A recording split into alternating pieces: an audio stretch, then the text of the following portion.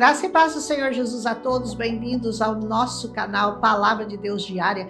Cada dia mais emocionante, esses capítulos vão ficando mais lindos à medida que nós vamos nos aproximando do Novo Testamento. Nossa, mas está no começo, mas é tudo muito rápido. Hoje eu estou já gravando o capítulo 39, gente, eu nem acredito. Comecei ontem a gravar Gênesis 1, hoje eu estou terminando o Êxodo com 40 capítulos. Que coisa mais linda, o Senhor vai acrescentando a nós graça sobre graça, graça sobre graça. Quanto mais você busca nessa palavra, mais você recebe do Senhor. Ele vai nos alimentando, porque essa palavra é alimento para o nosso corpo, para a nossa alma, para o nosso espírito, que necessita disso como o pão que você come todos os dias. E aqui nós estamos então, no penúltimo capítulo de Êxodo. Não esquece de compartilhar, não esquece de deixar seu like, não esquece de fazer um comentário, por favor. Eu agradeço todo mundo que está fazendo isso, que está aprendendo a dar like, escrever amém, ajuda demais o canal, principalmente compartilhar com outras pessoas. Nós estamos aqui no capítulo 39 e vai falar sobre o selo final, o fechamento de tudo aquilo que o Senhor mandou eles fazerem para a construção do tabernáculo de adoração ao Senhor no deserto, aonde eles estavam peregrinando, e lá eles permaneceram por 40 anos. Diz assim, como capítulo registro final, agora vai ser selo de autenticação, né?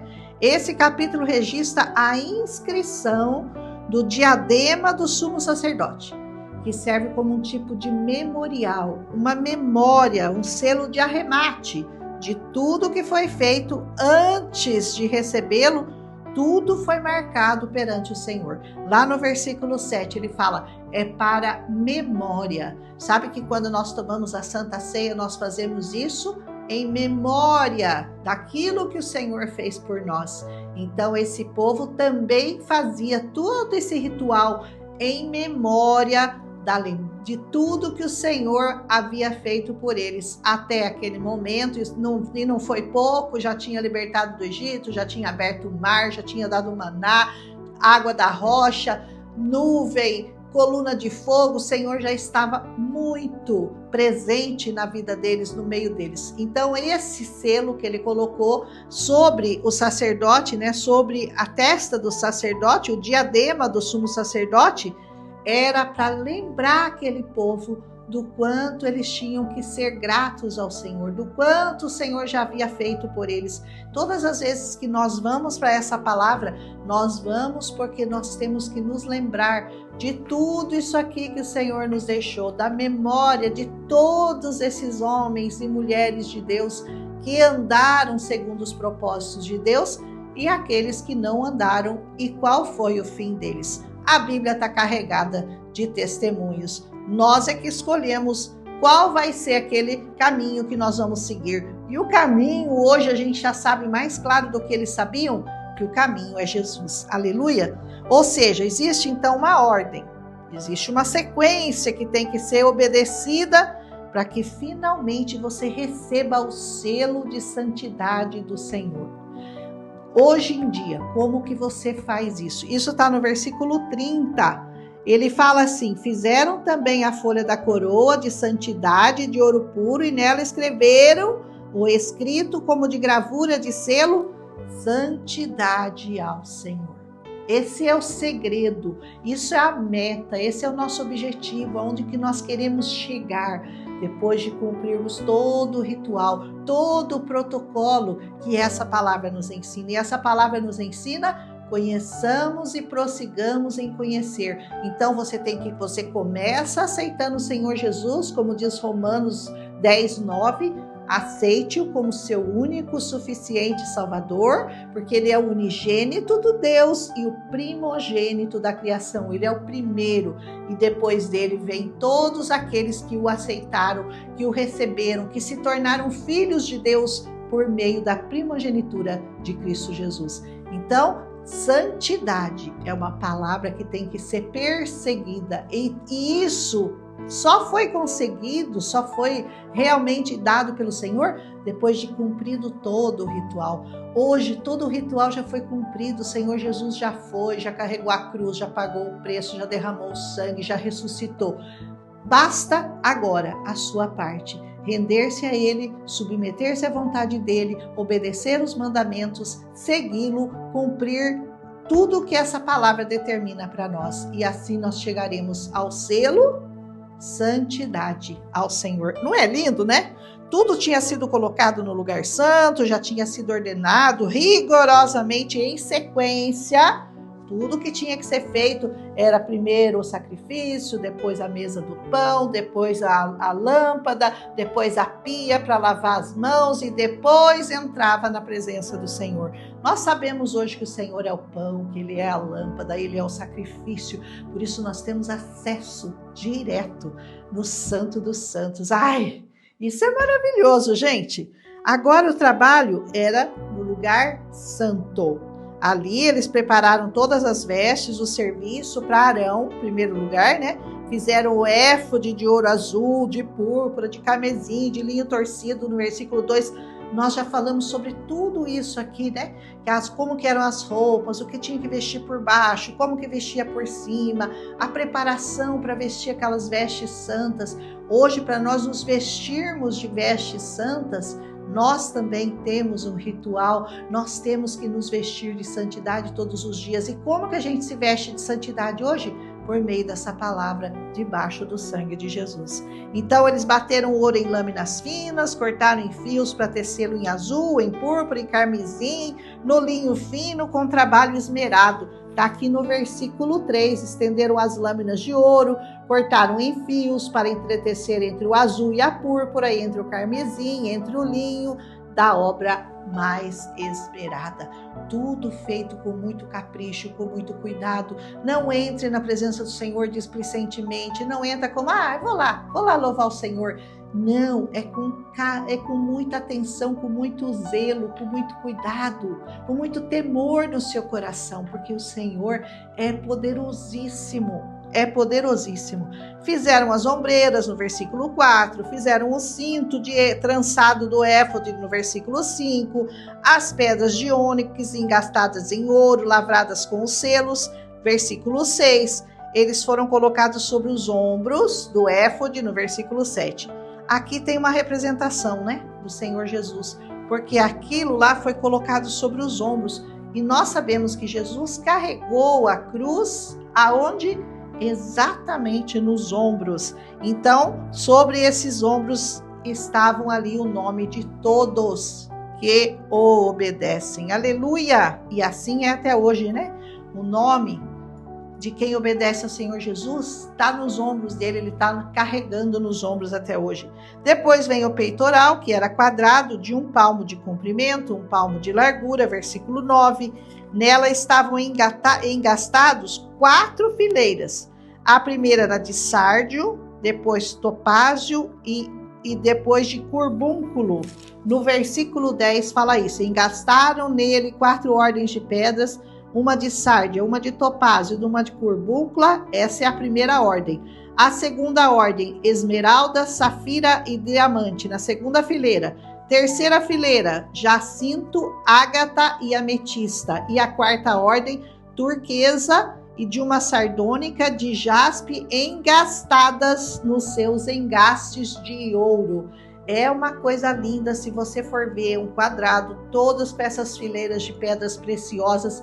Procura na internet para você ver o desenho dessas roupas do sacerdote, muito linda. As pedras, elas eram colocadas de acordo com os nomes dos filhos de Israel, que são 12, segundo seus nomes de gravura, como se fosse um selo. Cada um com seu nome. Era como uma couraça anexada ao éfode por correntes amarradas aos anéis. É difícil eu explicar isso para você. Por isso, eu te recomendo procurar uma imagem e você vai entender o que eu estou falando, que aqui está descrito com muita, como é que se diz? Com muita presteza, com muito cuidado, com muitos detalhes. É muito detalhado, porque sabia-se que um dia iam precisar desses detalhes para refazer tudo aquilo que vai ser perdido, né? E que mais? A couraça e o éfode eram feitos de linho bordado e com um quadrado de largura, semelhante a um colete com uma bolsa no seu interior que continham o urim e o tumim. Essas duas pedras, urim e tumim, é muito interessante a gente saber sobre elas. De acordo com o Talmud, o uso do peitoral expiava o pecado dos erros de julgamento por parte dos filhos de Israel. Então, aquele peitoral significava o escudo, que a Bíblia depois vai falar para nós o que representa esse escudo. Lá no livro de Efésios, capítulo 6, é uma das vestimentas para a nossa santidade hoje. Cada pedra representava uma tribo e elas tinham a ver com as qualidades e as virtudes de cada tribo. Os judeus, eles viajavam no deserto rumo à terra prometida, carregando uma bandeira por cada tribo, idêntica à cor de sua pedra. Você pensa que eles caminhavam no deserto, tudo em desordem, de qualquer jeito?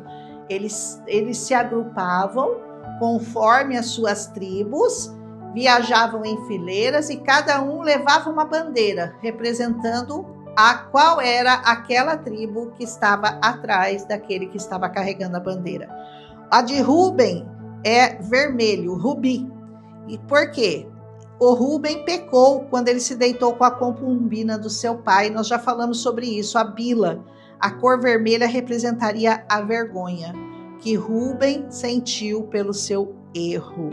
Essa era a primeira fileira. Depois, ainda na primeira, a de Simão, que era verde ou esmeralda. Essa tribo pecou contra os filhos de Moabe, fazendo suas faces ficarem pálidas, adotando o tom esverdeado deles. Lembram da tribo de Simeão, que pecou contra o Senhor, matando todos aqueles homens de Siquém de maneira traiçoeira, fizeram eles se circuncidarem, depois vocês já ouviram toda a história. Se vocês não ouviram, vocês vão ter que ir lá no capítulo 1, começar Gênesis de novo e entender o que eu estou falando, porque existe uma sequência. Depois a terceira tribo, que ficava na primeira fileira, era de Levi. A cor dele era topázio. A tribo devotou-se a transmitir os ensinamentos de Deus aos seus irmãos. Os levitas são aqueles que ficaram sem terras, porque eles eram encarregados de passar os ensinamentos dessa palavra aos seus irmãos. O reflexo brilhante do curbúnculo simboliza esse brilho espiritual da tribo de Levi. Tudo tem uma representação nessas cores das 12 tribos. Depois, Judá era o carbúnculo também, reminiscente da aparência pálida de Judá, quando seu pai suspeitou incorretamente dele ter assassinado José. A radiância da pedra representa a face brilhante de Judá, quando mais tarde seu pai o louvou por salvar José da morte. Ele foi louvado. Por isso, Judá tem essa posição de destaque na frente. Nós sabemos que o leão da tribo de Judá, que é Jesus, descendente da tribo de Davi, ele também tem essa marca. Por quê? Porque ele fez da descendência dele o maior de todas as tribos. É por isso que judeus são conhecidos como judeus, por causa da tribo de Judá, porque as outras tribos acabaram se espalhando, se perdendo. Mas isso é um assunto mais lá para frente. Mas veja bem, porque na verdade eles são hebreus, porque eles são da região de Hebrom. Eles são semitas, porque eles são descendentes de Sem. Todas essas denominações usadas para os judeus têm a ver com essas tribos, né? Vem da tribo de Sem, semitas, por isso. São os hebreus, porque vem da região de Hebrom. E judeus, porque foi a tribo que restou, por isso, descendentes de Judá. Os judeus, que é da descendência de Jesus. Depois, Issacar. A segunda fileira, então, tem Issacar, que é famosa pela grandeza do seu estudo do Pentateuco. Foram assim associados a safira, material da qual as duas tábuas foram formadas. Essa era a representação da tribo de Issacar. Zebulon, a dele era diamante. É uma tribo que se engajou no comércio. E é uma tribo que conquistou grandes riquezas. A pérola branca assemelha-se à cor das moedas de prata. Veja como tudo é representativo, como tudo tem significado espiritual. Depois a tribo de Dan. A cor do Dan, da tribo de Dan, ainda na segunda fileira, era jacinto. As riscas dentro do lechem, elas parecem semelhantes a uma face humana se elas forem vistas por trás. Isso alude à conduta traseira, traiçoeira da tribo de Dan ao fazerem uma imagem idólatra. Num certo momento, a tribo de Dan fez uma imagem de idolatria. Por isso, então, essa pedra foi associada a eles por causa dessas riscas dentro e que parecem vistas de trás, parece uma face humana. É muito interessante estudar tudo isso. A tribo de Naphtali é a cor ágata. A turquesa era antigamente carregada por membros da cavalaria. A proximidade entre o cavaleiro e o seu cavalo é associada ao nome Naphtali, que em hebraico significa conexão, ligado, o cavaleiro e o seu cavalo. Amém? Gade, a cor de Gade era ametista, assim como os cristais são minerais amplamente difundidos, as tribos de Gade eram numerosas e muito conhecidas. Depois vem a quarta fileira de Aser, cuja cor era pedra crisólito. Crisólito tem a complexidade do azeite de oliva, então é meio esverdeado, substância que é encontrada em abundância na terra da tribo de Aser, que por isso era a representação da tribo deles. José, ônix. As letras do nome hebraico para ônix podem ser rearranjadas, se você mexer nas letras em hebraico dessa palavra ônix, você vai escrever Hashem, Hashem, o nome. Hashem quer dizer o nome. É uma forma comum de você se referir a Deus. Eles falam de Deus como sendo Hashem, Hashem. Alude ao bem-sucedido trabalho de José em cumprir os mandamentos, mesmo estando na casa de Potifar. Então, eles se referiam a Aser com essa cor, né, Hashem, cor de ônix, para se referir a José, porque ele foi fiel ao Senhor. E mesmo lá na casa de Potifar, debaixo de tanta tentação, ele se manteve fiel. Depois a tribo de Benjamim, a cor do Benjamim é jaspe. Após a venda de José como escravo pelos seus irmãos, o Benjamim, que não estava presente, deliberou-se se deveria ou não revelar o destino de seu irmão ao seu pai Jacó. Eles entraram nessa, deveriam falar ou não que o José estava vivo.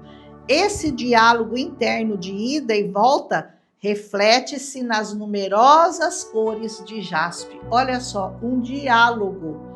Deve ou não deve contar para o pai que o José estava vivo? E dessa conversa surgiu, então, essa ida e volta. Eles deram para ele a cor de jaspe. Depois, as pedras, então, se você, num contexto geral, elas refletem o caráter único, exclusivo de cada tribo. E isso nos mostra como cada um de nós, como cada indivíduo nessa terra é único, é distinto. Deus te criou único. As suas características são únicas, o seu modo de pensar são únicos, o modo de agir, de se relacionar com Deus. Você é único e Deus criou cada um único. Não é lindo isso? E cada indivíduo único e distinto, ao usar o seu esforço para ser lapidado, pode atingir as alturas do seu potencial. Se você se deixar usar pelo Senhor, se você se deixar como uma pedra bruta, ser lapidado pelo Senhor, você vai chegar ao máximo do seu potencial. Como? Por meio da obediência e da atenção que você der às palavras do Senhor. Você é uma pedra preciosa, você é uma pedra bruta, mas você precisa, dentro das suas características, dentro daquilo que você faz de melhor, ser lapidado pelo Senhor. Quando termina seu trabalho, a Bíblia diz que ele viu a sua obra e eis que estava tudo conforme o Senhor ordenara e ele os abençoou. Versículo 43. Viu, pois, Moisés toda a obra e eis que tinham feito como o Senhor mandara, ordenara, e assim fizeram. Então Moisés os abençoou. Vamos terminar esse capítulo abençoando você dentro da sua característica, dentro da sua pessoalidade, dentro do seu relacionamento com Deus. Quando você se submete verdadeiramente ao Deus como uma pedra que precisa ser lapidada, o Senhor consegue extrair de cada um de nós o melhor. Quanto mais nos aproximamos de sermos semelhantes a Cristo, mais o Senhor vai nos lapidando. E essa lapidação muitas vezes é dolorida, porque tem que ser feita uma raspagem, tem que ficar tirando as rebarbas, Tem que ficar tirando, tem que ficar esfregando. Muitas vezes é um processo doloroso, mas é um processo maravilhoso, porque vai extrair de você o melhor para Deus. Eu creio que eu me alonguei um pouco nesse capítulo, porque esse capítulo é muito bonito, muito longo, com muitos detalhes, então me desculpem se eu me alonguei. Qual é o conselho de hoje? Viva a sua vida de tal maneira que quando Deus terminar a obra que Ele tem para fazer na sua vida, Ele olhe, veja e diga que foi muito bom. Um abraço em Cristo Jesus. Obrigado pela atenção. Não esquece de deixar o seu like, compartilhar e comentar. Fiquem abençoados nesse capítulo maravilhoso. E amanhã o último capítulo já do livro de Êxodo. E nós estamos indo muito rápido. Aleluia. Um abraço. Milagre visitou a minha casa.